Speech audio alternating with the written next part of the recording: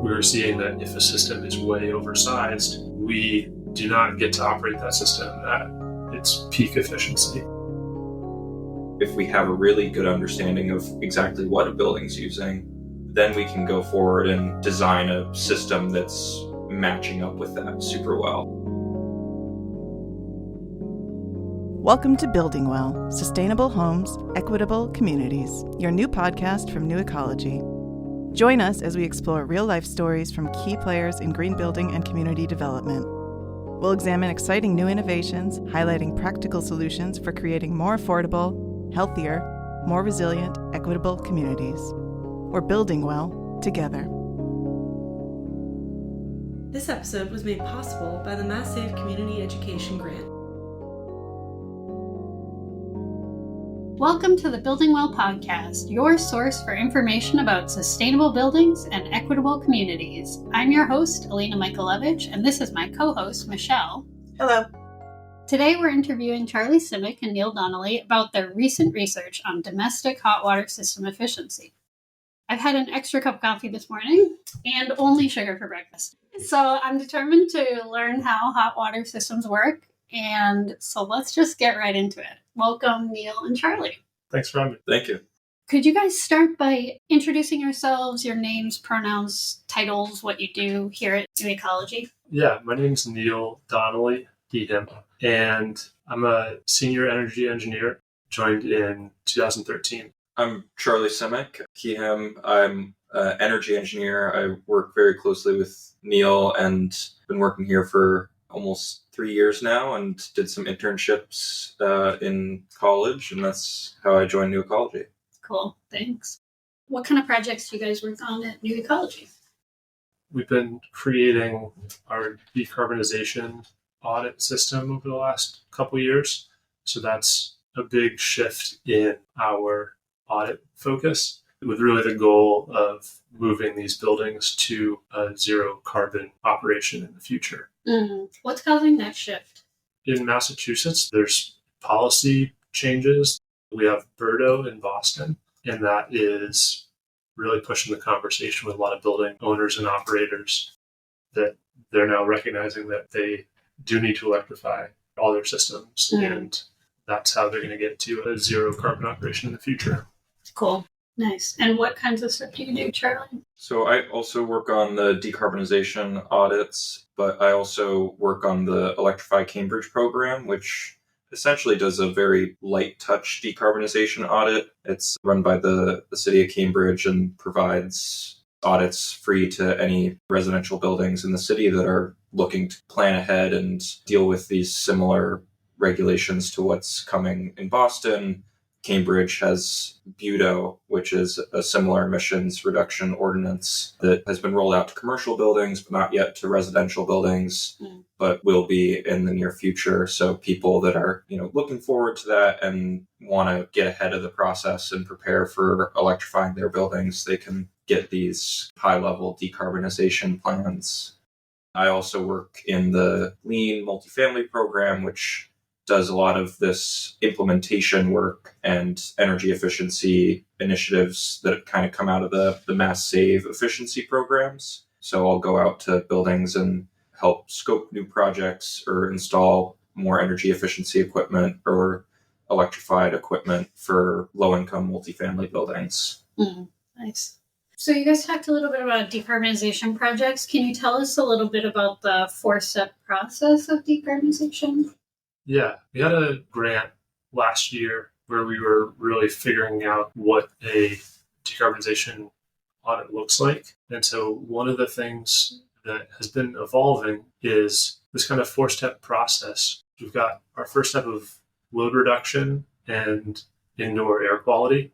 So when we think about kind of energy, there's the loads, and then there's how we're going to serve those loads. So the building needs to be heated. If you have better insulation, it needs to be heated less or cooled. And then we have how we're going to serve those loads. So we're going to start by trying to reduce the loads and having indoor air quality in our mind from the very start.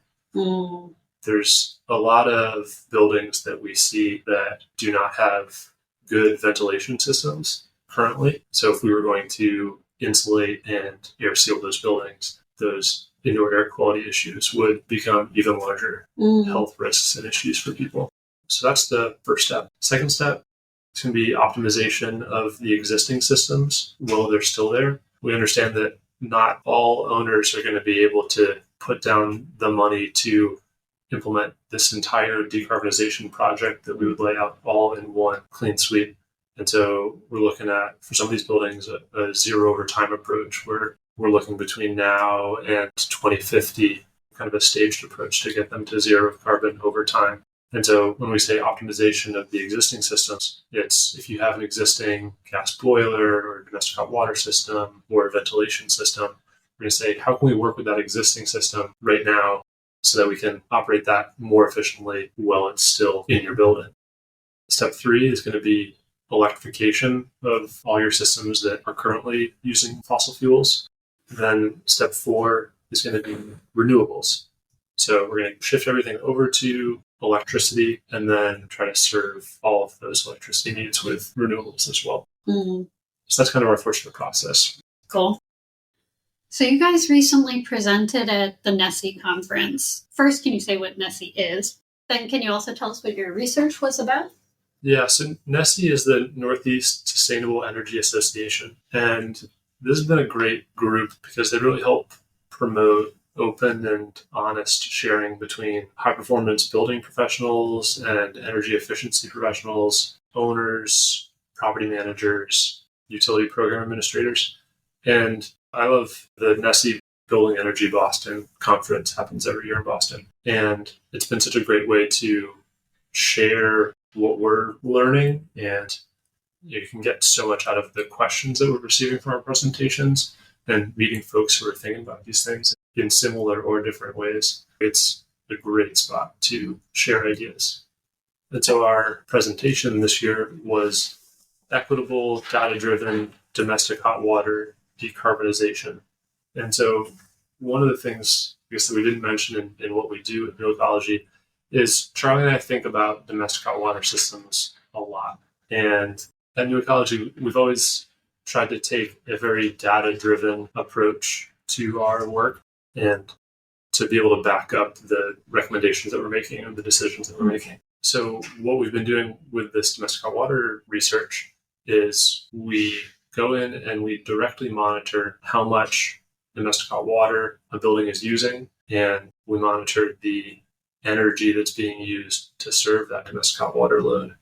We find that, especially in a lot of the affordable buildings that we're in, those buildings often don't have really well-sized systems. And so we can go in, we can directly monitor those systems and understand what those loads really are. The equitable part is bringing more information into the process so that that path to electrifying your domestic hot water system can be a lot more cost competitive and more projects can be approved through utility programs. When the costs can come down, those projects can screen better and we can provide some real savings in those upfront system costs. With the flow metering work that we do, essentially the way that it works is we go in and we install these ultrasonic flow meters, and they just attach on the outside of these domestic hot water pipes in the mechanical rooms of these buildings. And from there, we can measure the amount of water that's moving out to the buildings. And we can also see what temperature it's moving out to those buildings. So from that, we can understand the exact loads and the exact amount of hot water and the amount of energy that we need to heat that hot water in order to meet the loads of the building. And that's why if we have a really good understanding of exactly what a building's using, then we can go forward and design a system that's matching up with that super well. If a building has a lower usage profile, it doesn't need as big of a heat pump system or as much hot water storage in order to electrify that. Traditionally, what happens is there's a lot of these standard profiles that people will apply to buildings when they're sizing these systems. If those standard profiles are used, they might not accurately match up with what the building really is using. And that's where you get these discrepancies on the sizing of the system and oversizing of the system which just ends up costing the building or the utility programs more money. It's really interesting when we look and understand the usage profiles of these buildings, because what you would expect to see is in the early morning hours, you're not using much hot water at all. Everyone's sleeping. As everyone wakes up, you start to kind of see this spike of hot water usage around 6 a.m. and it peaks maybe around 8 or 9 a.m. and then dips off a little bit towards the middle of the day. And then as everyone comes home, starts cooking, taking showers or whatever else, you get another peak of that hot water usage in the evening. So you kind of have this bimodal peak of hot water usage throughout the day. And then again, after people start going to bed, it dips in the evening.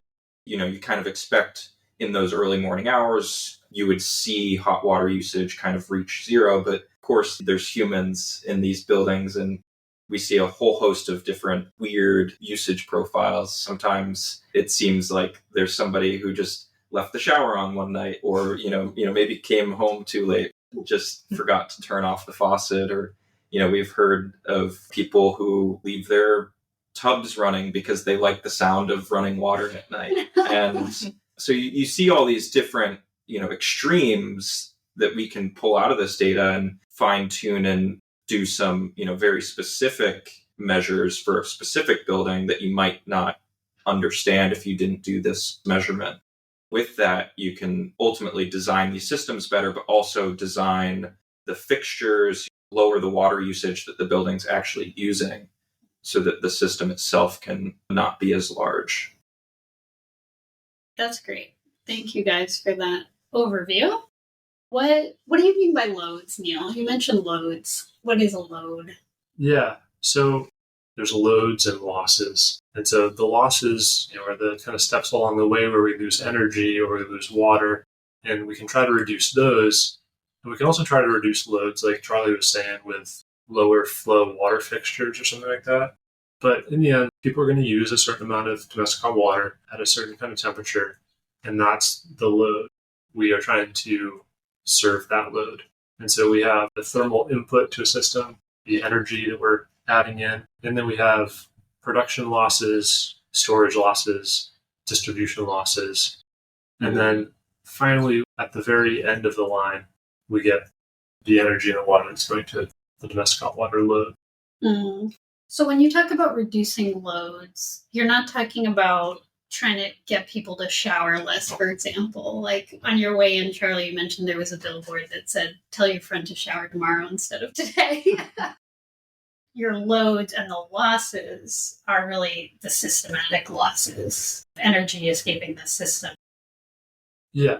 As we move through time, we keep finding other things that we currently think of as part of the load. And we're like, hey, wait a second, we can make some progress on that. And we kind of relabel a piece of that load as a new loss that we can eliminate. Like what? Yeah, so I think about it at my house, the hot water pipes going to the shower are still larger than they need to be. So that means there's just more water in those pipes and there's like a larger amount of metal there even. So when you turn the hot water on, you have to essentially purge all that cold water from the line and you have to heat up all that metal of the piping. And so in some ways, if you're not going to be able to change those pieces of the system, that's kind of part of your load in the building. Mm. But in new construction, when you can actually address those things, you can have shorter pipe runs, more efficient architectural layouts. You can implement smaller pipe sizes. There's been progress made on each of those recently. We are able to split out what we used to call the load and become more efficient at each of those steps in the process. Mm. Just going back to the, that billboard that says to tell your friend to shower less or shower tomorrow. It's a good idea of, thinking about behavioral changes and getting people to understand their water usage or their energy usage. But when we go into these buildings and measure what's actually occurring, oftentimes we find these very large inefficiencies in the system, whether it's a leak that's occurring on this hot water system where the building is using a gallon a minute of hot water every second of the day. Mm. if you eliminate stuff like that, then, it makes that 10-minute shower that somebody took where they used 15 gallons of hot water or something like that, it makes that become a very small piece of it, where there are already these huge inefficiencies that we could directly address, and people don't actually have to change any of their behavior. And that's a much harder problem to change. You could just switch out an aerator on a faucet, or switch a shower head, or stop the leak in your hot water system. That's a much easier thing to address and often has a much bigger impact. How would you know in an example like that if it was a leak, or just like you said earlier, maybe somebody showering between 2 and 4 in the morning or leaving their tub on? How would you determine that in your process? When we analyze all of our flow metering data that we get out of these buildings, we record the data essentially every 10 seconds. So we can see very high resolution data on exactly what's being used every 10 seconds of every day of our recording period. And we like to record for a minimum of 2 weeks, but we've recorded much longer than that as well. If you can see that a building is never reaching, zero flow for every 10 seconds of that 2-week period, then you're certain there's a leak in the building, because that's just not normal. You would expect buildings to get down to zero flow for a good portion of that 2 to 4 a.m. period. And if that isn't happening consistently, you can definitely say there's issues to be addressed. Right. I don't want to get too off topic, but I think there's something in what you said earlier about paying attention to our energy usage as individuals while also focusing on the inefficiency of the system. And I think there's something there for me in that the focus on environmental solutions, especially in the last 20 years, was very focused on individual efforts rather than systematic changes. And so I think the work that you guys are doing is really interesting because it focuses on the system itself. The systems themselves could be more efficient. And while individual efforts are good, there's also larger things in a multifamily building that can be done and have a big impact. It's cool. Yeah, I think that when we start talking to an owner or tenants about what we're trying to do with their domestic hot water system, we just want to provide a complaint-free service. You can do whatever it is that you do, and we're just going to try to provide that in the same or better way that you have been experiencing it, and we're just going to do that more efficiently. You don't get anyone who's going to say no to that. I remember I was at a presentation, a hot water forum, and this is where all the hot water nerds go to. Hot water nerds. Oh yeah. All right, cool. I love it. It's a world that I didn't know existed. Totally. Cool. It's eye-opening. And there was one guy who stood up there and he was like, well, I think we should be using 0.5 gallon per minute misting shower heads. And to get booed at the hot water nerds forum is you got people who really believe in this stuff and being like, no, nobody's going to do that. We don't even want to do that. So yeah, there's definitely progress to be made on people's behavior and the water using fixtures that they have. But you can get pretty universal buy-in when you say, we want to do this in a way that's going to cost you less. It's going to be more comfortable. It's good all around. Mm. Yeah, and oftentimes when we go into these affordable housing buildings, their domestic hot water systems are not working properly. So we're actually going into buildings that have complaints of not having enough hot water. Too cold. Too cold, or, they have to wait too long for the water to get hot. What often happens in buildings like that where the owners are getting all of these complaints is the building maintenance will just go in and turn up all the settings on the boilers. Mm-hmm. So they say if we turn up all the temperatures, that will hopefully fix this issue. And Neil and I were just in a building last week where the recirculation loop, so this is the loop in the building that runs hot water around the building so that in a larger building, when you turn on your fixture, it's not going to take a really long time for it to warm up because there's already hot water nearby in the building. So that loop needs to be piped back into the hot water system in order to keep it hot. So as water goes around the building, it cools down and then needs to, have a little bit more hot water added to it to kind of make up that little bit of heat loss. And this loop in that building was just piped back into itself. Oh. So it never had that makeup hot water that kept the loop hot. And we looked at the settings on those tanks, on the hot water tanks, and they were maxed out. Mhm. So those tanks are super hot, way hotter than they need to. And then this also is a safety hazard for these people as well, because now when hot water does come into that system, it's coming in at a temperature that's way above the 130 degree maximum temperature that's supposed to be allowed by code. And Like scalding. yeah, so now for a unit in that building that might be pretty close to those hot water heaters, they could be getting 150 degree water out of their faucet, which could burn them very quickly. And by going into this building and seeing stuff like that, we can first make some basic recommendations just looking at the piping, but then use the flow metering to better size a new replacement system and help fix some of those underlying issues in a lot of these affordable buildings where it kind of gets left by the wayside. Yeah, that's a great example. Yeah, it's a really super example.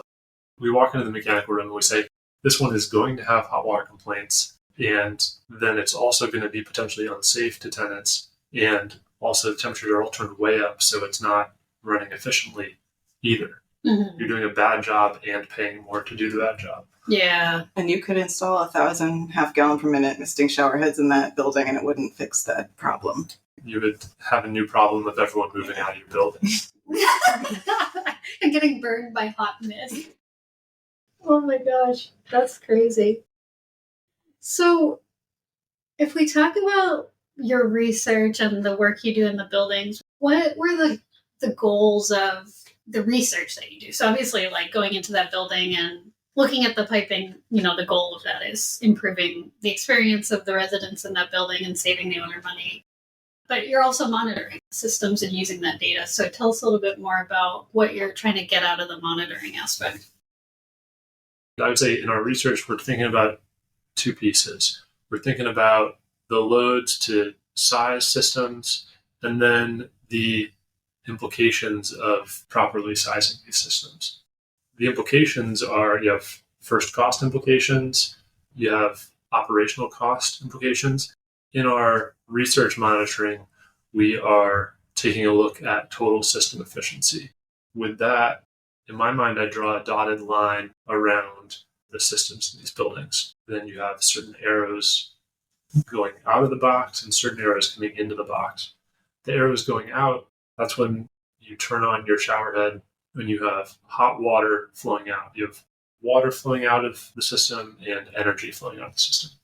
And so then we have to have a water arrow entering into the system and an energy arrow going in. And so we try to look at a building and say, great, we need to measure all of the arrows going out and all of the arrows going in. Mm-hmm. And so when we measure all the water arrows, we can say, here is the ideal amount of energy that it would take to take the volume of water that this building uses and bring it from, say, 50 degrees to 120 degrees.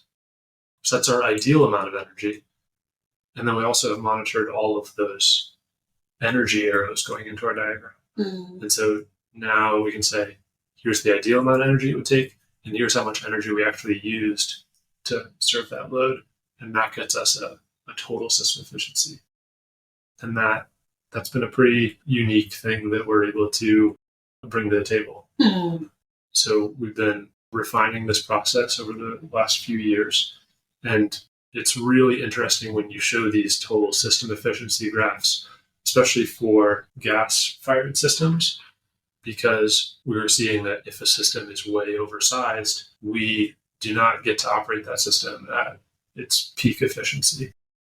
That has really proven the case that, great, if you can properly size the system for those central gas-fired systems, you might be able to get around a total system efficiency of 60 to 65% on average.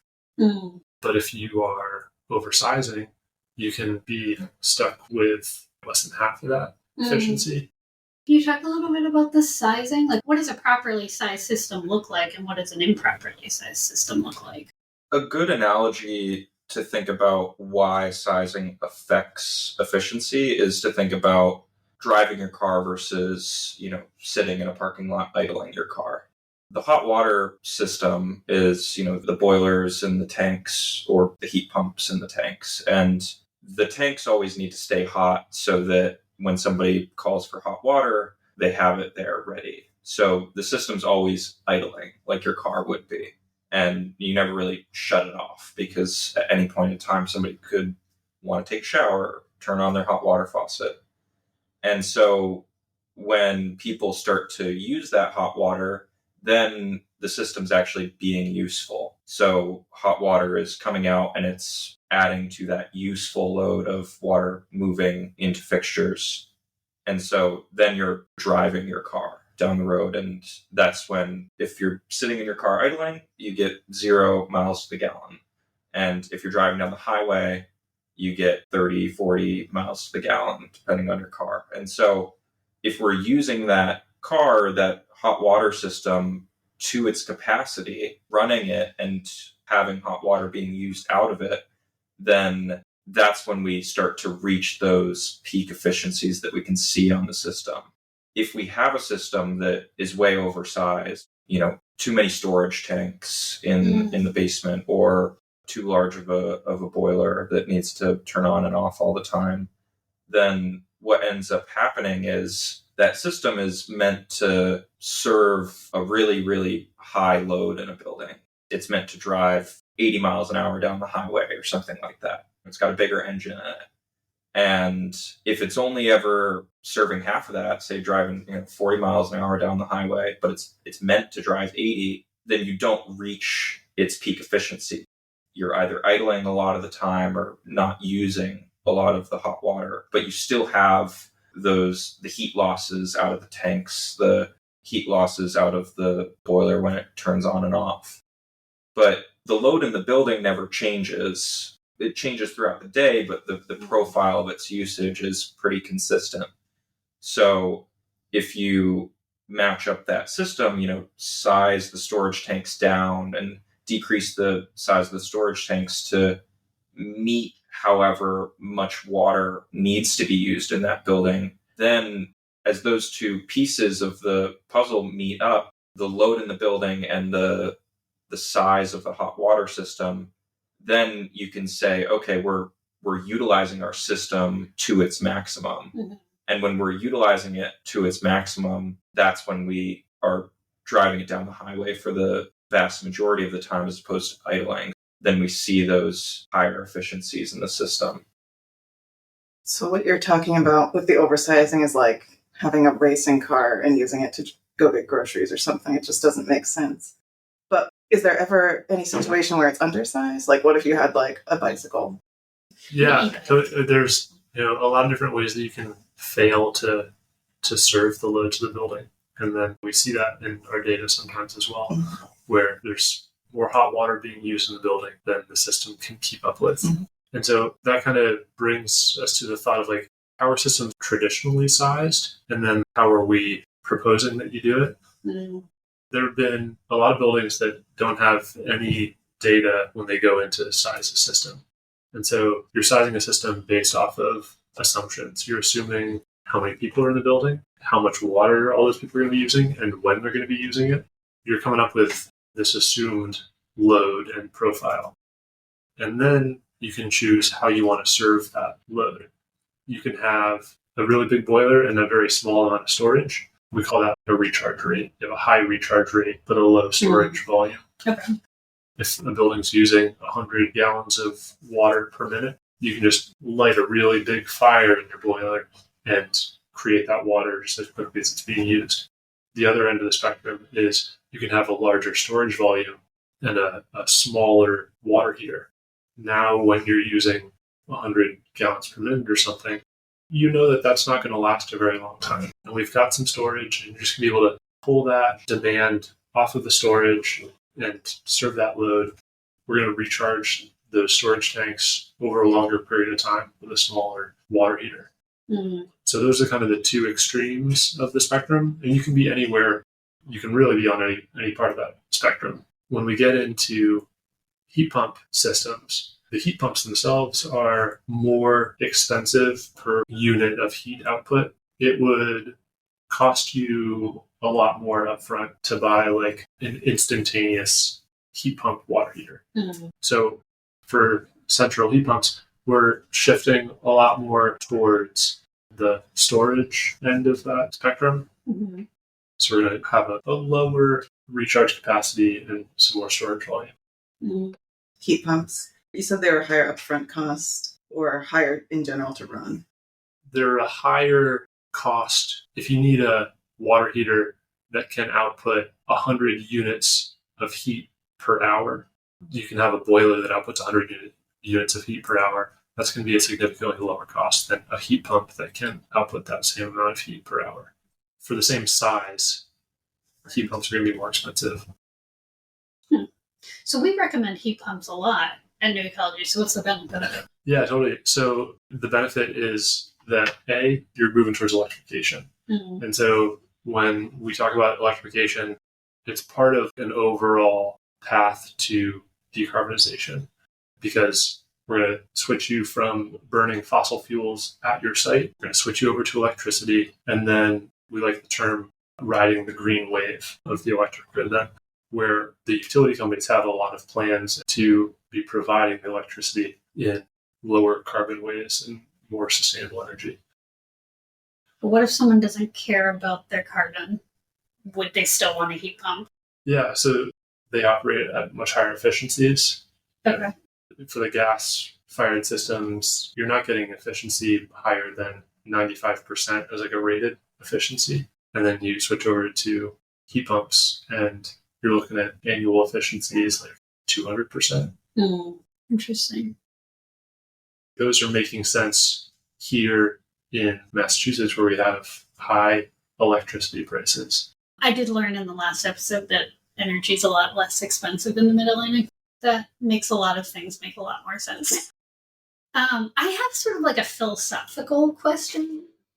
Uh-oh.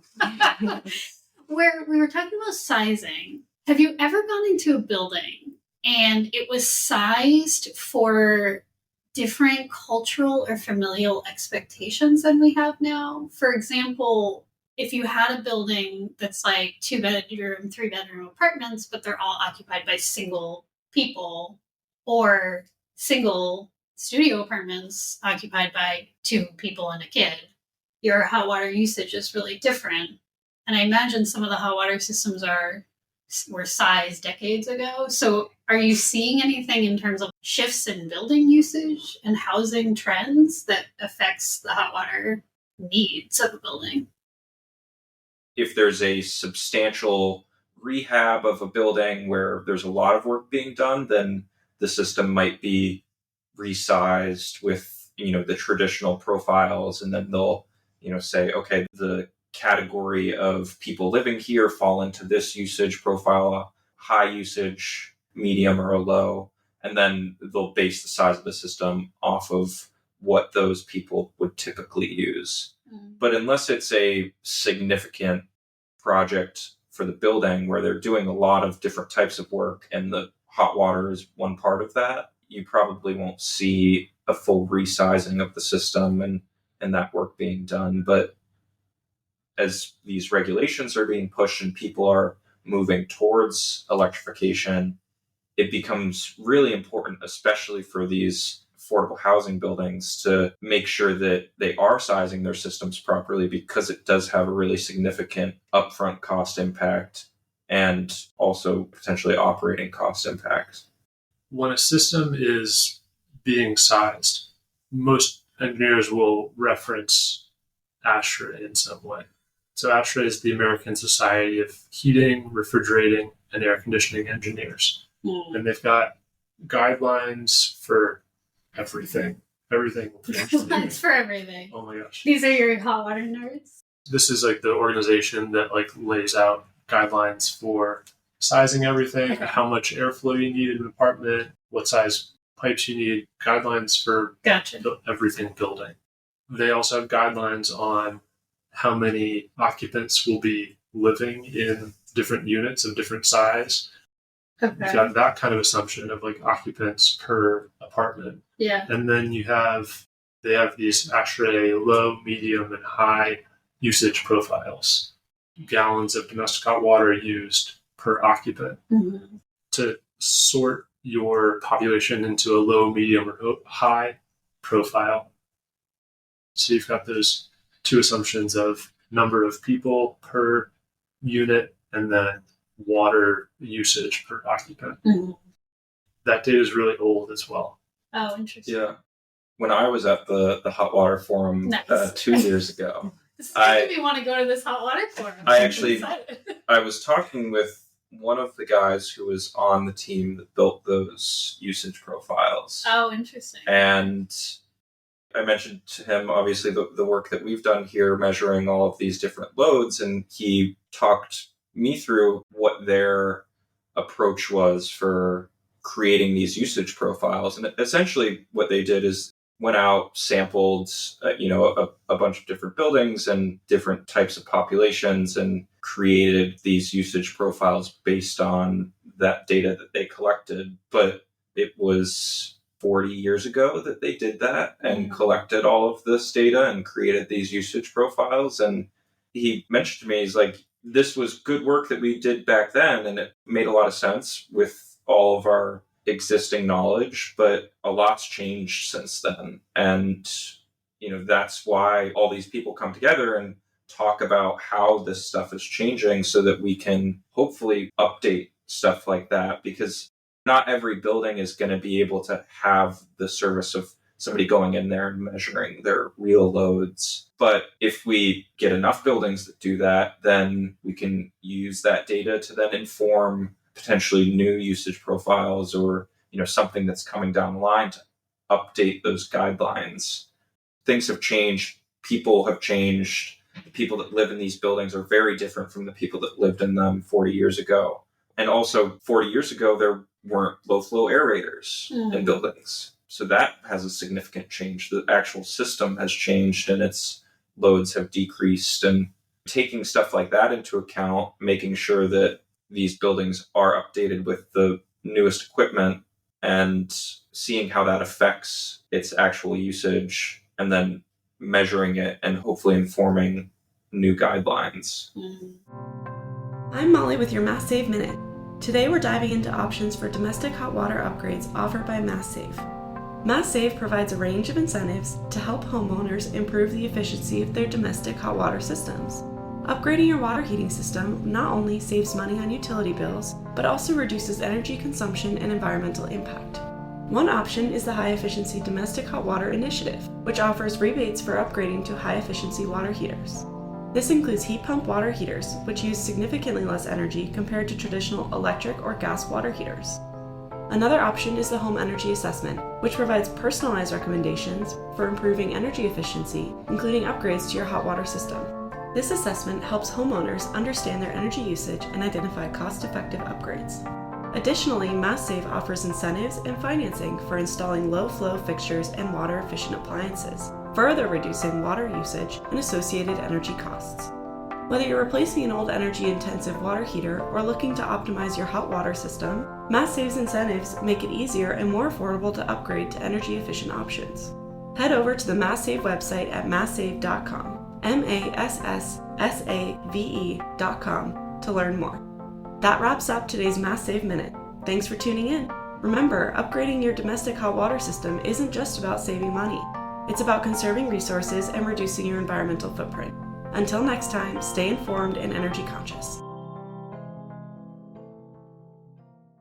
So, you talked a lot about how the system works, and I'm going to repeat back to you how I understand the hot water system works, and you can tell me if I'm understanding this. How about that? Sounds good. Okay, so you've got these inputs. The two main inputs are the water and the energy, and water plus energy makes hot water. And then it flows out of whatever, the boiler, the storage, right? And then it's losing it either through the storage itself, the pipes on the way to get there, maybe just someone running the faucet when they don't need it. What else am I missing about like how this system works? Yeah, so that's good. I think that's the view of like the whole system when you have a box run on the whole thing. Got those arrows in, arrows out. Mm. And there's a lot of different configurations of like what's actually going on inside that box. And so there's all different options when you're talking about fossil fuel equipment and also with electric systems. So that'd be like the energy error going in could either be gas or electricity. Yeah, right. So that energy in can be in whatever energy form. Mm-hmm. And it's preferable in most ways, I guess, many ways, for it to be electric, because then you can get the benefit of the grid itself becoming greener and becoming more renewable. Yeah, exactly. And that's what you mean by riding the greening of the grid wave. Yeah. When I say that, we have a good example here in Boston. So Berto has what they think the carbon intensity of the grid is going to be for each year between now and 2050. There's more fossil fuels in that utility mix right now. So we have a higher amount of carbon per kilowatt hour right now. They've got that decreasing over time as more renewables are included in that utility mix. I got you. So, and Bear does the regulations for Boston. So basically they've done an analysis of what the carbon output will be based on their assumptions about what's going to happen to the grid as a whole. Yeah, exactly. Okay. I'm following you. Yeah, so this is great. It's like a carbon forecast of the utilities. Cool. Okay. So that energy is going in. Maybe it's a green grid, maybe it's not, but there's energy going in, and then there's the water going in. And then within the box? Yeah, so then within the box, usually you have some sort of water heater, you have a storage tank, and we'll call that like the primary storage. Okay. So that's usually kept at a higher temperature in that primary storage for safety reasons, to prevent things bacteria from growing in that tank. Oh, it's got to stay hot. So okay, I got you. And then usually you'll have a mixing valve then to mix down that higher temperature from the primary storage tank. You'll mix that hot water with cold water that's coming in off the street. And so your mixing valve then will mix that to try to keep a consistent 120, 125 degrees. That's the domestic hot water supply going out to the tenants and all. Okay, because the water in the storage is hot enough to prevent bacterial growth, but that's too hot. It's scalding, so you can't just have that come out to the faucet. It has to be mixed with colder water. Right. Okay. Yeah, we talk about like 140 degrees as a storage temperature to kill off the Legionella bacteria. So scalding water, mixing with street water, making faucet water. Yeah. All okay. Beautiful terms. Yeah, that makes water sound great. Yeah. Okay. And so we have that domestic hot water supply coming out of the mixing valve, going out through the distribution loop. So on the way out, that's like our supply. Mm-hmm. And then we, as Charlie was talking about, bringing that water back, and that's going to be our recirculation. So we have 120 degree water or something going out as our supply, and we're bringing that back. We're recirculating that so that we have hot water close to all the fixtures in your building.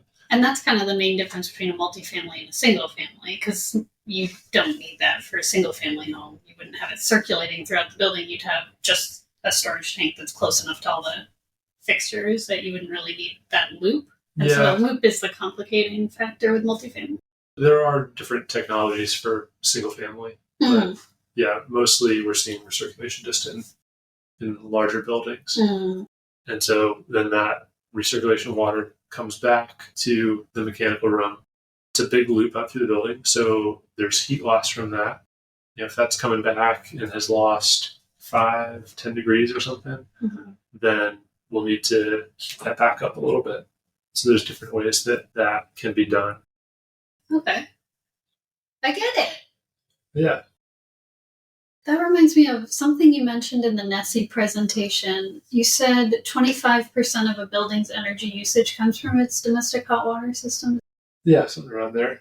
To be specific, you said it's a juicy piece of the decarbonization possibilities in the building, which I thought was a really primo quotation that we should probably insert here. Zooming into domestic hot water today, domestic hot water makes up an average 25% of multifamily energy end use. So that's a pretty juicy piece that we can go after. Yeah, it's a large enough chunk that it's worth spending some time on to figure out how we can do it right. And it can be an easy chunk to go after. It can be a lot easier than dealing with a whole building envelope. Yeah, right. So what are some of the reasons why a building owner or the operator of a building might want to look at their domestic hot water system? The main points here are we've got the potential for cost savings by going to a more efficient system. There's a lot of different incentives available right now. Incentives for efficiency upgrades of any kind, or there are incentives that also have decarbonization goals attached to them. So you have to be electrifying or using heat pumps to get those incentives. Those incentives are driving a lot of the conversation for people looking to replace their systems. Also, there are more fines or penalties coming about now. So with Birdo, there will be compliance payments, I think they're called, if you're not meeting the carbon goals for your building type. There's also the electrification aspect is a driver for these people as well. Correct me if I'm wrong, it sounds like, compared to what we talked about last episode with Marty and Pat, right? We talked about general decarbonization and how often it's a zero over time process because it takes so long and there's a lot of upfront costs with not a lot of upfront savings. But it sounds like a properly sized domestic hot water system, some of that cost savings that you see might actually be quite upfront. There's kind of like three categories that we think about. There's like the cost savings, which I guess you'd split out into like first costs and operational costs. And then we look at carbon savings and we look at energy savings. So we ran an analysis of about 10 buildings last year. And what we were finding was that for these buildings, around the Boston area, making this switch to a central heat pump water heater system was going to be a slight increase in their utility cost to operate the domestic hot water system. It was going to be an energy savings. It was going to be a carbon savings. So I think it's important to be clear about that in these examples, we were seeing a cost increase. Depends on your gas rate and electric rate, where you are. Cool. One thing to add on to that is that when we're thinking about these cost savings, we have to think about kind of what we're comparing it to. In this case, the upfront cost of these systems might actually be more along with, operational costs. It's comparing it to these older gas-fired systems that traditionally are simpler pieces of equipment with lower upfront costs, and then gas, which traditionally is a very cheap form of fuel. But as these regulations come into place and people think more about the cost of carbon and that gets tied into cost of gas, the price of gas is likely to increase in the future as more people electrify and move away from it as a traditional fuel source. Instead, take comparison of, okay, what's our cost savings of electrifying this domestic hot water system versus what's the cost of electrifying it with a properly sized system that has been, based on these measurements. If we're electrifying the system no matter what, and that's our baseline, then doing it in this way where we measure those upfront loads, we can really decrease those upfront costs by 20%. I think we've been seeing in some of these buildings compared to those traditional ASHRAE profiles. That in turn is going to help you save on your operational costs as well because your system won't be oversized. Can you say that again? You decreased what by 20%? That's a lot. From the load testing, we use this information to go ahead and size central heat pump water heater systems ourselves. We have a lot of information from our experience actually installing these systems what a system of this kind of size is going to cost people. And so we ran the comparison of like, if this system was sized using traditional sizing methods versus the actual measured data, and we were seeing a cost reduction of about 20% in that system first cost. When you directly monitor and you have the real data, you feel more comfortable with the data because we can see how frequently these different loads are happening. Ultimately, they don't have a good, solid baseline for what they're basing their system sizing off of. When we go in and measure exactly what they're using, they're going to feel a lot more comfortable using your usage profile that we've measured in this building to size their systems. Then you can be very confident in your system sizing. And that's where we're seeing these cost implications of first moving from the assumptions of the profile to the actual profile is that 20%. So that's really the crux of the research, is that if you can monitor it, you can make it more efficient than what was originally designed. And you can also check for inefficiencies in the system that were not intended, like the set points being too high. So the main piece for an operator is that there's a benefit to monitoring it. Yeah, it allows you to get a system that is going to serve your load successfully and do so in a way that is most cost, carbon, energy efficient. And we're also going to minimize your upfront costs to get that system that does that. Dang, that's cool. Yeah, it is. Huh. It's important to frame this within our larger decarbonization projects that we're pitching as well, because for all of those projects, we're able to provide a path that is not going to be increasing the annual utility spend. And that can benefit the owners and managers or the tenants, depending on how things are laid out, correct? It's an important piece to be able to tell them. By saying that we're going to electrify everything, they're like, hey, what's that going to do to my monthly bills? And so it is very relieving to be able to tell them they're not going to go up based on using today's rates. So it's a win-win. One is decarbonization and one is cost. That's great. So what should someone do if they want to find out more about decarbonization? Right now, we have some grant funding that's available specifically to help nonprofit owners be able to bring this domestic hot water metering into their projects, as part of a larger scope to take a look at the whole building, either through a short-term deep energy retrofit, doing a lot of work all at once, or if it's going to be a zero over time approach, where we're going to go through multiple phases of upgrades, a planned process. That's great. How does a resident experience the impacts of our work in the building?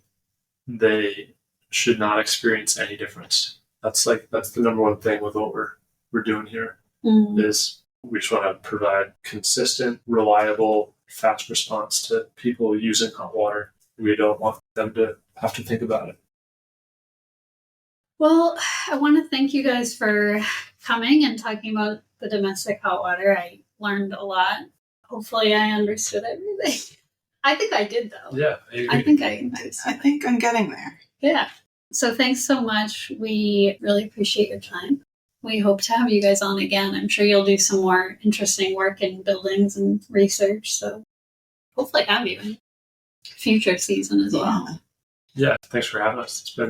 It's fun to talk through this stuff together, and it's always good to break it out to other groups. Thank you, guys. Yeah, thanks. Yeah, thanks for putting this all together. Thank you to Neil and Charlie for that in-depth overview of domestic hot water efficiency. We encourage you to listen to our last episode with Marty Josten and Pat Coleman, where we talked about decarbonization generally and about improving the efficiency of existing buildings. We gave an overview of a lot of these concepts and terms in that episode, so it might be a good place to start if you'd like to explore more. Please like, subscribe, and follow wherever you're listening, and check out the transcript or the show notes on newecology.org/buildingwell/podcast. Thank you. Thank you. This episode was made possible by the MassSave Community Education Grant. The Building Well Season 1 podcast committee at New Ecology is led and organized by Alina Michaelevich and Michelle Moran. MassSave Minutes by Molly Kraft. Production, editing, and music by Michelle Moran. Video editing by Michael Abdelmessi. Episode notes and description by Neil Donnelly. Transcript by Michelle Margulies.